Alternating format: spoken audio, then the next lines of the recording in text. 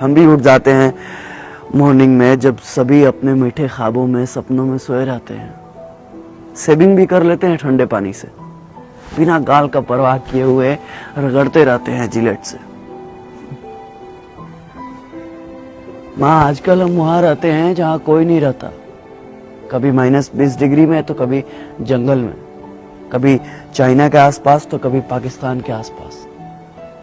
Mentally agile और physically दोनों fact. साला कितनी खुशी होती है ना जब 10 दिन की छुट्टी पे घर आते हैं, कभी बुआ के घर तो कभी मौसी के घर, कभी इधर तो कभी उधर। कभी खुद को समय दे ही नहीं पाते, मिलते ही रहते हैं जिंदगी भर लोगों से। लोगों से मिलने के चक्कर में कभी खुद से मिल ही नहीं पाते हम। फौज में काम करते करते हम इतने सिंसियर हो जाते हैं कि पब्लिक ठगना स्टार्ट कर देती है। 10 का सामान 20 रुपए में बेचते हैं दुकान वाले। कनपट्टी के पास 6 बाल देखे नहीं कि सामान का रेट बढ़ जाता है,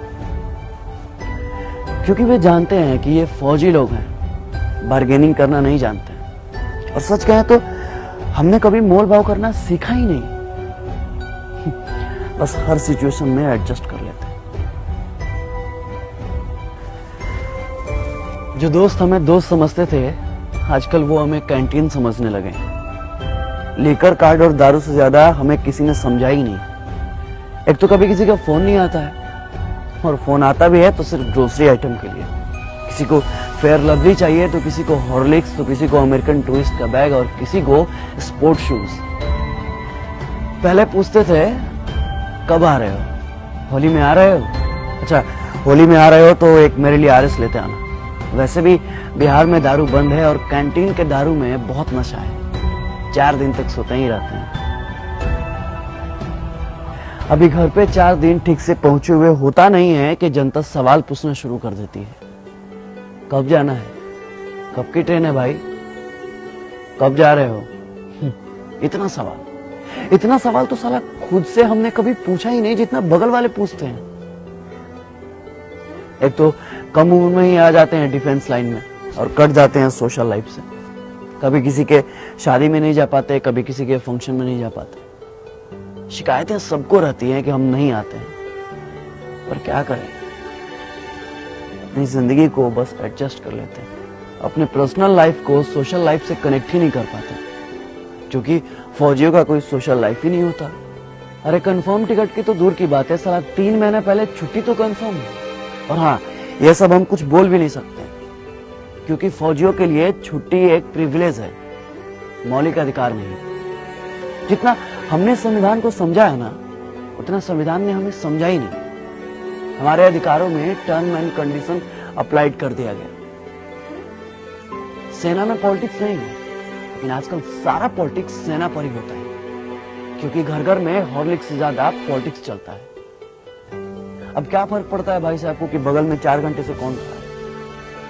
जब कंफर्म सीट नहीं मिलता ना साहब, तो बाथरूम के बगल में कहीं भी सो जाते हैं। कहीं भी मतलब कहीं भी। ऐसा तो हमने कई बार अपने कंफर्म सीट पे लोगों को जगह दी है, अपने साइड लोअर को मिडिल अपर पे एक्सचेंज भी किया। कई बार तो हम खड़े भी हो जाते हैं, मगर दिमाग नहीं लगाते, जज्बात को समझते हैं। आपको क्या पता है कि सुबह 10 बजे जब बिना लंच कराए शाम 4 बजे पुरानी दिल्ली से तिनसुकिया जाने का ऑर्डर आता है, तो ये भी नहीं पता होता है कि ट्रेन है या नहीं है, तो समय है या नहीं। बस हाथ में वारंट का एक हर्रा पन्ना होता है जिसमें फ्रॉम और टू लिखा होता है।